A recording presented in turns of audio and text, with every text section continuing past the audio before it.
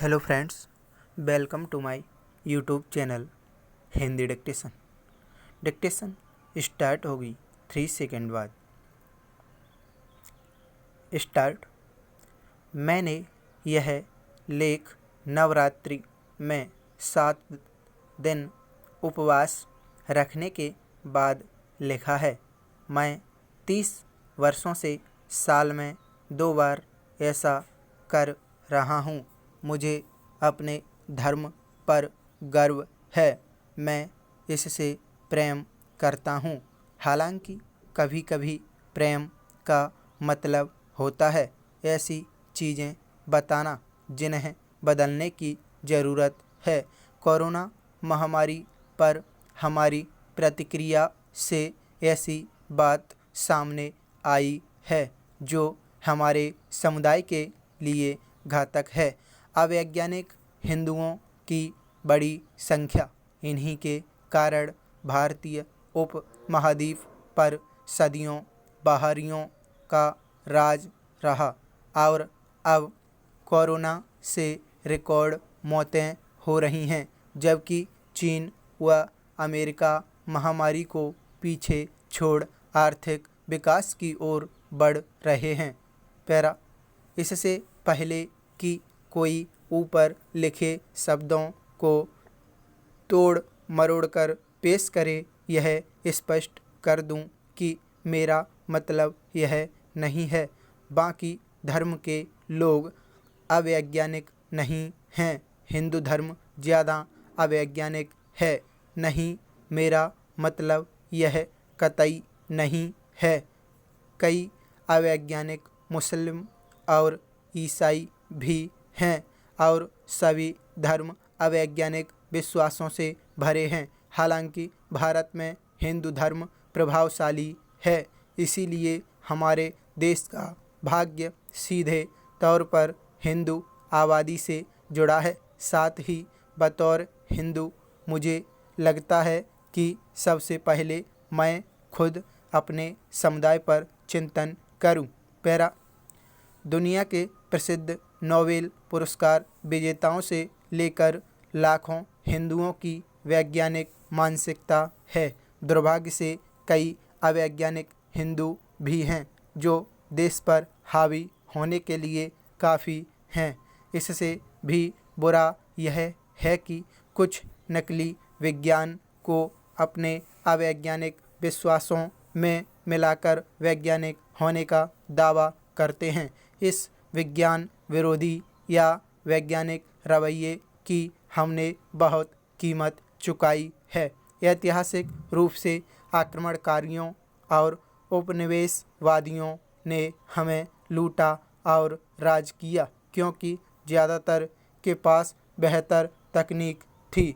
मौजूदा समय में चीन जैसे देश हमसे आगे निकल गए। पैरा। वैज्ञानिक मानसिकता क्या है? जवाब में कुछ हिंदू ग्रंथों की स्वाभाविक महानता बताएंगे जिनमें विज्ञान निहित है। कुछ कहेंगे कि भारत में इतना विज्ञान था कि हमने ही दशमलव तंत्र की खोज की, या हमारे मिथकों में उड़ने वाली मशीनों, आधुनिक हथियारों का जिक्र है, इसीलिए हम वैज्ञानिक सोच वाले हैं। दुर्भाग्य से हमारे इतिहास या मिथकों के अति महिमा मंडन से हम वैज्ञानिक सोच वाले नहीं हो जाते। वास्तव में इससे उल्टा होता है। पैरा। एक वैज्ञानिक सोच यह स्वीकारती है कि हम सब नहीं जानते, अभी बहुत कुछ खोजा जाना बाकी है, जिसके आधार पर हम अपने विश्वास बदलते रहेंगे। उदाहरण के लिए जब कोविड आया तो हम वायरस को नहीं समझते थे, फिर अवलोकन, मापन, परीक्षण और खोज से इसे बेहतर ढंग से समझा और वैक्सीन बनाई। समय के साथ कुछ नया पता चलेगा तो और समाधान मिलेंगे। वैज्ञानिक मन नए जवाब खोजता रहता है। इसके विपरीत अवैज्ञानिक मन मानता है कि हमें जिस ज्ञान की ज़रूरत है वह हमारे महान अतीत में खोजा जा चुका है।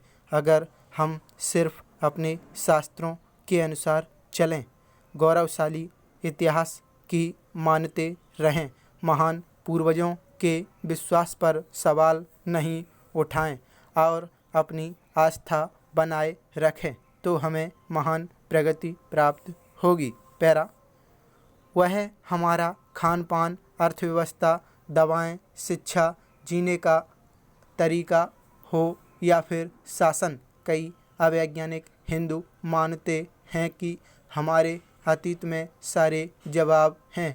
हम इस निराधार दावे को मान भी लें तो सवाल उठता है कि फिर क्या हुआ, हम कहाँ भटक गए। वैज्ञानिक सोच का मतलब होता है नए जवाब तलाश कर समय के साथ बदलना, न कि अतीत के विज्ञान से चिपके रहना।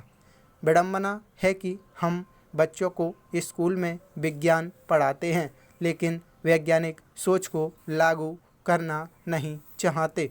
पैरा, कोरोना की दूसरी लहर के बावजूद लाखों लोगों ने कुंभ में डुबकी लगाई। पूरी दुनिया हम पर हंसी क्योंकि जब लाखों केस आ रहे थे तभी लाखों लोग नदी के घाटों पर थे। हमने तबलीगी जमात पर तो बड़े जल्दी आरोप लगाए थे, लेकिन हम अपने अंदर कब झांकेंगे। मामले फरवरी से बढ़ रहे थे, लेकिन अप्रैल के अंत में सभी के लिए टीकाकरण योजना पर गंभीरता देखी। पैरा, मैं अपने धर्म और ग्रंथों का सम्मान करता हूँ। हालांकि वैज्ञानिक प्रयोगशालाओं में बनी वैक्सीन ही आज मानव जाति को बचा सकती है। इससे विज्ञान धर्म के ऊपर नहीं हो जाता। हालांकि यह ज़रूर बताता है कि आस्था और विज्ञान दोनों की अपनी अपनी जगह है। आस्था या किसी के इतिहास में छद्म विज्ञान को मिलाना, धर्म और संस्कृति को सबसे ऊपर बताना पूरी तरह अवैज्ञानिक है। इससे आज की समस्या हल नहीं होगी। जो काल्पनिक अतीत में जीते हैं वे निष्क्रिय हो जाते हैं, जबकि प्रगति उन्हें मिलती है जो भविष्य में जीते हैं। पैरा,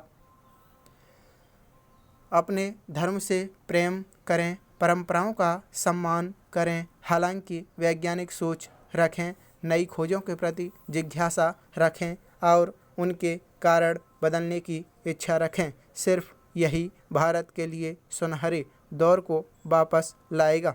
पैरा, भारत के लोगों ने लगभग 200 वर्षों तक अंग्रेजी राज्य में परतंत्रता को गहराई से महसूस किया था। परदेशी के प्रति गुस्से और विद्रोह का अभ्यास तो भारत के लोगों को पिछले 1000 वर्षों से था, जब वे भारत में आई अनेक आक्रांता शक्तियों से जूझते रहे और अपना मूल सांस्कृतिक जीवन सुरक्षित रखकर जीवन यापन भी करते रहे। जैसा कि सभी कहते हैं कि अनेक संस्कृतियां पिछले 1000 वर्षों में भारत की मूल संस्कृति में समाहित हो गईं, पर अंग्रेजी राज के प्रति भारत का गुस्सा अलग ही था। वह राज एक ऐसी संस्कृति भी साथ लेकर आया था जो इस देश की शिक्षा, खेती किसानी और देश के मूल जीवन राग को ही नष्ट कर रहा था। अपने सांस्कृतिक क्षय की चिंता में भारत की विभिन्न जातियों और समुदायों के लोग 19वीं सदी के प्रारंभ से ही ईस्ट इंडिया कंपनी के विरुद्ध अपने गुस्से को इजहार करने लगे थे और वह ताकत भी इकट्ठा करने लगे थे जो आज़ादी का महासमर लड़ने के काम आई। हम इस थोड़ी सी जगह में भारत के स्वतंत्रता संग्राम की कहानी कहते हुए भारत के हृदय प्रदेश में बसे मध्य प्रदेश के लोगों की आज़ादी के महासमर में निभाई गई भूमिका को संक्षेप में रेखांकित करना चाहते हैं। सीहोर और भोपाल में इस महान जनक्रांति में अगर कुछ हुआ तो वह था सीहोर कंटोनमेंट के सिपाहियों का विद्रोह। स्टॉप। दोस्तों, अगर आपको यह डिक्टेशन अच्छी लगी तो इसे लाइक करें और दोस्तों में शेयर करें तथा यदि आप हमारे चैनल पर पहली बार आए हैं तो चैनल को सब्सक्राइब कर बेल आइकन ज़रूर प्रेस करें, जिससे आने वाली वीडियो की नोटिफिकेशन सबसे पहले आपको मिल सके। इस वीडियो की PDF वीडियो के डिस्क्रिप्शन में दी गई है। धन्यवाद।